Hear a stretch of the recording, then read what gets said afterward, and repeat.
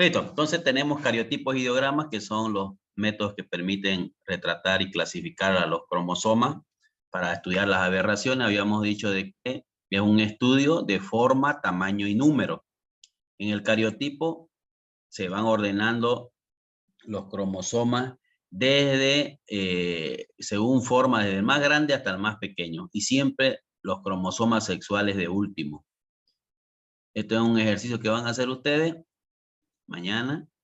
¿Cómo es el procedimiento para obtener un cariotipo? Tenemos primero la obtención de la muestra. En la obtención de la muestra sirve cualquier tejido vivo que contenga células con núcleos. En general hacemos con células que tienen rápida reproducción, por eso es que utilizamos sangre muchas veces. ¿Por qué? Porque el linfocito T se multiplica en 3 días, entonces así no tenemos que esperar mucho tiempo. Se puede sí utilizar otro tipo de célula, pero hay que obligarla a reproducirse. Entonces lo más sencillo es tomar muestra de sangre. Si nosotros también, ustedes de repente van a preguntar, ¿se puede hacer en un organismo vivo? Se puede hacer, pero igual hay que hacer un proceso de recuperación de las células, reactivación de la célula y hacer una multiplicación. Entonces, lo ideal cuando uno hace un citogenética es tomar muestra de tejidos vivos. En este caso, la sangre es lo más aconsejable. Luego se siembra, quiere decir que se le pone un medio de cultivo, porque a esa célula que le hemos recolectado tenemos que hacerla reproducirse, y para hacerla reproducirse hay que ponerle los nutrientes necesarios. Entonces, si no lo tenemos los nutrientes necesarios, es difícil que nosotros podamos hacerla reproducir. Entonces, se hace un medio de cultivo, como ustedes van a hacer en microbiología, van a aprender a hacer medios de cultivo. Entonces hay un medio de cultivo especial, ahorita les voy a indicar cuál es. Se hace una incubación, temperatura y atmósfera controlada. La misma, generalmente la temperatura es la temperatura del organismo donde hemos sacado el cultivo, en este caso el tejido. Si es sangre, si es un humano, 37.5, digamos, ¿no? Si es una gallina, 39 a 40 grados. Y la atmósfera controlada, similar a lo que es, sería lo normal. Eso se incuba, ahorita vamos a ver, entre 1 o 2 días, se hace la incubación. Luego se sacrifica, quiere decir, se paraliza el proceso para hacer la toma de las fotos y todas esas cuestiones con la colchicina, una solución hipotónica y un fijador. Se prepara, o sea, se lleva el preparado histológico y después se tiñe para mirar al microscopio. Se mira al microscopio para analizar. Entonces, este es el procedimiento. Fíjense, se puede tomar muestra de sangre así periférica de un humano. Se hace, se sedimentan, se hace un lavaje para que queden solo los glóbulos blancos. Se hace el proceso de cultivo y de sacrificio. Se tiñe. No todas las células que nosotros tenemos en nuestro medio de cultivo eclosionan o rompen su pared celular y se multiplican. Hay algunas que no.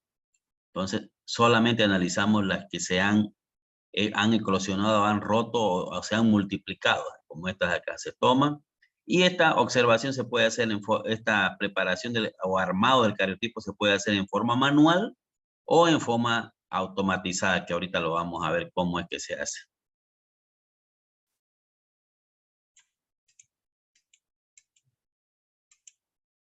Aquí tenemos, por ejemplo, una célula en metafase de humano, y aquí está ya ordenado cómo se ordena el cariotipo. Una de un gato, de una gata, perdón, hembra, la célula en metafase y cómo está ordenado, y los cromosomas sexuales al lado izquierdo, ¿no? Siempre se ordena el cariotipo según unos estándares. O sea, hay unos estándares que nos permiten ordenarlo. Eso ya les voy a mostrar ahorita cómo es que se hacen esos estándares. Y para observar al microscopio hay que observar por lo menos 15 a 20 células y escoger 5 de ellas, y con esas 5 de ellas uno puede hacer un diagnóstico recién. No es con una sola, ¿ya? Hay algunos métodos que nos ayudan a organizar mejor un cariotipo ideograma. Por ejemplo, tenemos el bandeo cromosomático, que someterlo a una tinción al preparado histológico para que se tiñan los cromosomas. Eso se hace a través de una diferenciación longitudinal que toma el cromosoma debido al contenido de ADN que tiene. O sea, el ADN retiene coloraciones de una u otra manera, y entonces se forman esas bandas. A eso se le llama bandeo cromosomático. Sirve para diferenciar forma, tamaño y composición de cromosoma, y por supuesto hacer el ideograma y el cariotipo, ¿no? Tenemos, por ejemplo, algunos bandeos como este bandeo que es el más común, el bandeo Q, ahorita lo vamos a ver. Entonces, estas banditas aquí son las que se obtienen con esa coloración. En general es un bandeo que se hace con yensa. Otra cosa fundamental es saber la nomenclatura del cromosoma. El cromosoma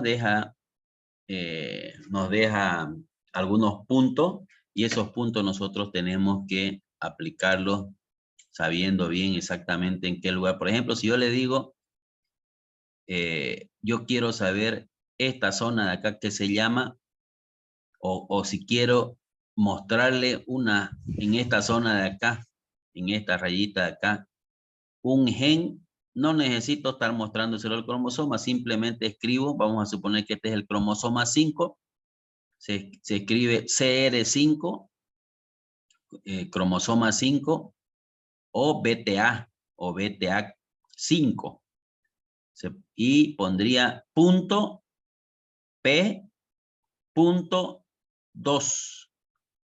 Quiere decir que en esta zona de acá está ese gen. BTA5 quiere decir cromosoma 5 o CR5 también. P.P quiere decir que está en este brazo, y .2 quiere decir que está en esta banda de acá, en la banda 2. Si agarro y pongo BTA5Q1, ustedes me dirán cuál es aquí o este de acá. Aquí, este de acá comparte. Aquí hay que ponerle +1 o -1. Si yo le pongo Q1, quiere decir Q-1 sería este de acá. Esta banda que está compartiendo entre el P y el Q. Pero si yo le pongo 1, es esta de acá. BTA5 Q.1 sería esta zona de acá.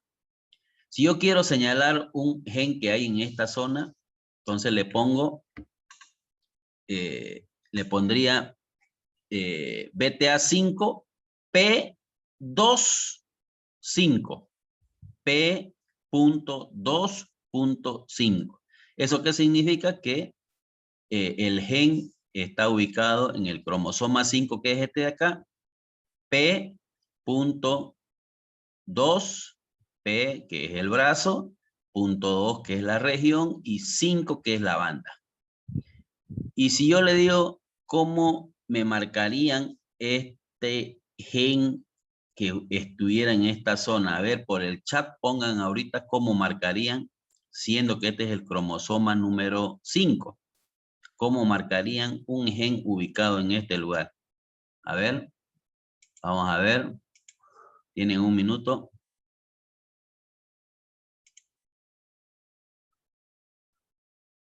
Ahí. ¿Cómo marcarían? Alguien que se anime en el chat. Si es el cromosoma 5. A ver, ya contestó uno. Bernardi Kevin dice Q2.5. No se olviden que tienen que poner primero el cromosoma. Ya le he dicho que el cromosoma es el 5. A ver, uno más, si no yo le voy a contestar. Exactamente, así como Arevil, Caeson y Peñaranda. CR5 o BTA5. BTA5, cromosoma 5. Q.2.7. Entonces, así como han contestado ellos, esa sería la respuesta correcta. Eso entra al examen. Esa es la forma como se nomenclaturiza una zona o un locus en el cromosoma. Disculpe, doctor. ¿Sí? ¿Lo podría volver a explicar, por favor? Ya. Si yo quiero, por ejemplo, tener acá, marcar una zona como esta de acá o esta de acá, que es la misma. Por ejemplo, si yo quiero marcar un gen que hay en este lugar, lo que hago es, si sé que este cromosoma es el 5, pondrían BTA5 o CR5. Se puede utilizar cualquiera de los dos. BTA es en inglés. BTA5 punto P, que es el brazo, porque está aquí arriba, ¿no? Punto P, punto la región, si está arriba o está abajo, puede ser 2 el de arriba o el de abajo. Entonces, si pongo 2, quiere decir que es esta zona de acá. Y la banda sería el 2. Entonces, BTA 5.P.2.2. Si quiero, por ejemplo, señalar este lugar de acá, la banda 3 de este cromosoma, vamos a suponer que aquí esté el gen de la producción de grasa más del 4% acá, en esta bandita. Entonces, yo le pondría, señores genetistas, el que quiera hacer una marcación de genes para ver si su vaca va a tener más del 4% de grasa en su leche, busquen en tal lugar, BTA5.Q.2.3. Ese sería más o menos Entonces, a ver, hagamos la última. ¿Qué pasa si yo tengo un gen acá? En esta de aquí. A ver si le entendieron. En esta zona de acá que le estoy marcando. Miren, en esta zona. En esta banda 1. ¿Cómo marcarían esa zona? A ver, en el chat.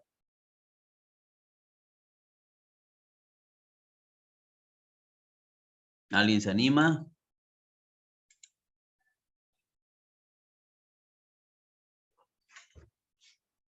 A ver.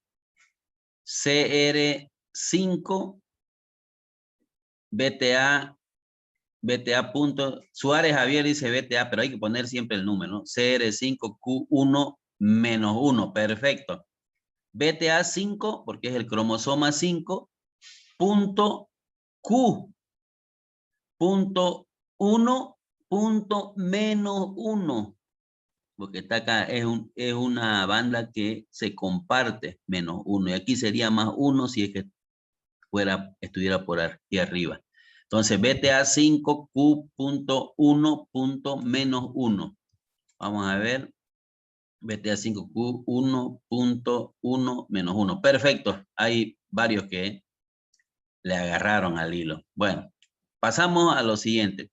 Dentro de los cromosomas y el ADN hay los genes que están ubicados en algún locus cuando hablamos en un solo lugar, pero hay también genes que tienen loci, o sea, quiere decir que ocupan toda una banda grande o que trabajan coordinados. Por ejemplo, este de acá estos genes con este de acá, trabajan todo esto y fíjense que trabajan con estos genes de acá. BM1864 con el BMC4216 y IDBGA71. Entonces quiere decir que trabajan coordinados. El gen no trabaja individual, a veces está coordinando con otros.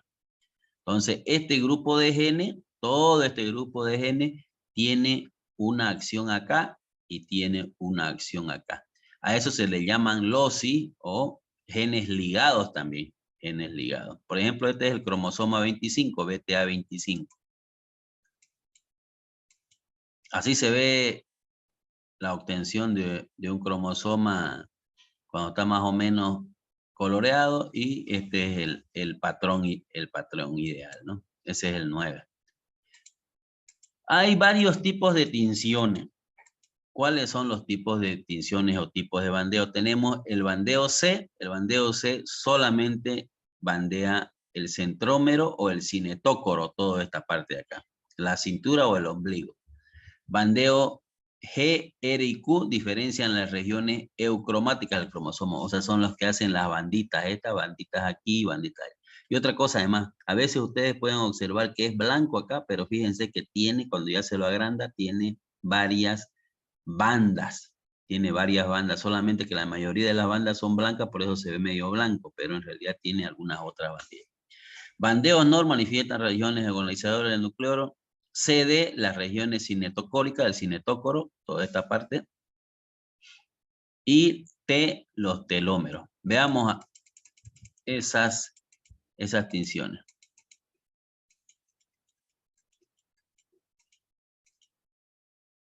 Este es otro de los métodos auxiliares antes que entremos a las tinciones, que son la alineación centromérica. Simplemente consiste en hacer una raya central y ahí acomodarlo a los cromosomas.